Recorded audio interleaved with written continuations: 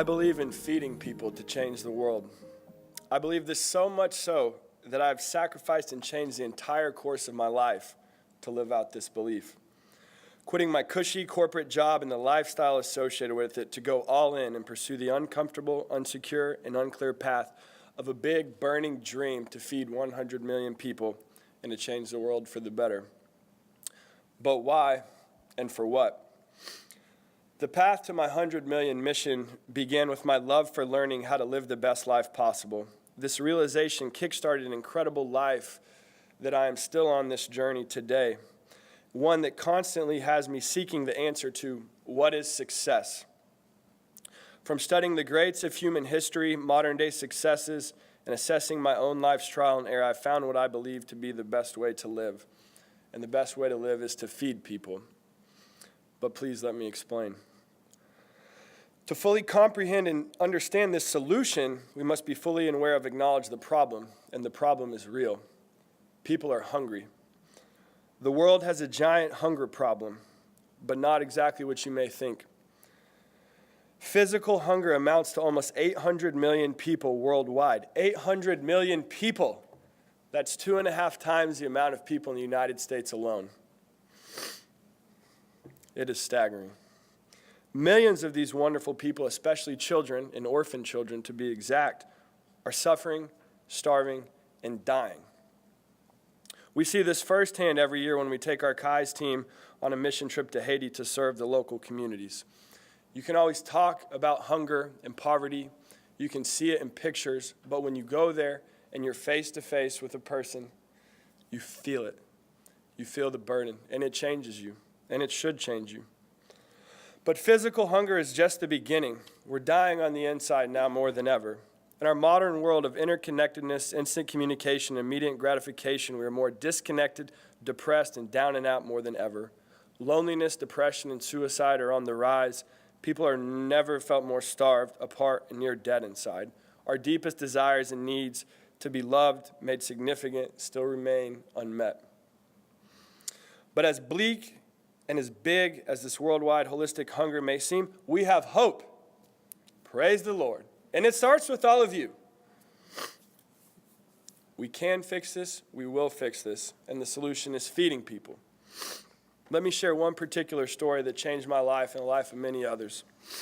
Our first trip to Haiti, we were staying in an orphan home when we were informed that a man who had helped build the security wall had literally fallen on hard times. He had literally been in an accident, fall, and broke his leg. We had brought extra food for the orphan children we were staying with, but wanted to take something extra to him, here in his burden. Upon arriving at his hut, approximately half the size of this stage that I'm standing on, dirt and sticks about this high, we got to hear his full story. He broke his leg. Because he broke his leg, he was unable to work. Because he was unable to work and walk, he was unable to care for his family. Because of that, his wife left him. And the 3 kids that they also had together. So here he is, broken leg, living in dirt, literally can't feed for his family, has a 2-year-old son that takes a plastic milk or water jug that has to walk a half mile to get clean water every day just for survival. So upon hearing this story, we were completely moved through translation. And so while the larger group moved on to serve other people in the village, me and 2 of my fellow Kai's guys went back to get some extra food that we had brought for ourselves. While returning with the extra food, we had no translator, but just went up to him with basically this here. That was beyond emotional. His thankfulness was expressed in tears, hugs, and an inaudible expression of, "You are my friend, and I will do whatever, whenever, like, I am your friend for life." Then all of a sudden, he grabbed the 2 other guys' hands as strong as he could, and he basically took us on a walk through the regular path of his life. It was one of the most incredible moments I've ever experienced. 20 minutes earlier, we were strangers in a foreign land, in a foreign language, and we could not communicate with each other. But the language of love and sacrificing ourselves coming changed everything. Because we came to feed him, not once but twice, we became brothers for life. He changed our lives, we changed his, and the world got a little bit better in that moment. Feeding people equals giving love in your time, your energy, your resources, your relationships. It simply requires two things: knowing what people need and giving them what they need. We know when we turn our attention off ourselves and onto others and become aware what they are hungry for, then we give it to them. It's very simple. Repeated moments of this by giving to others in need creates earth-shattering momentum that changes everything. And there are two fundamental truths associated with this, what I've learned. Number one, you reap what you sow. And number two, what you feed grows. Truth number one, you reap what you sow. When you give or you feed, you receive in return. This is a win-win for humanity. An example is when we feed 1,000 kids every day, we're recognizing their need and we're feeding. Very simple. But we benefit. We do not seek out to get the benefit, but it's what I call the UROI. It's the unavoidable return on investing in others. You win. That's created truth. Truth number two, what you feed grows and what you don't starves and dies. For example, we all have physical needs and we all can relate that. We've all ate here before.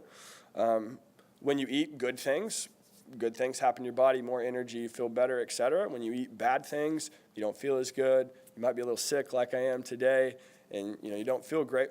And if you literally don't eat it all, you're going to starve and die, like many of the people do in the world because of lack of resources or maybe a lack of even people helping give some of theirs to help them sustain. But this applies in all other areas of life, mentally, physically, spiritually, emotionally, etc. And all it requires is just to take in our attention off ourselves and onto others to see and to care and to give.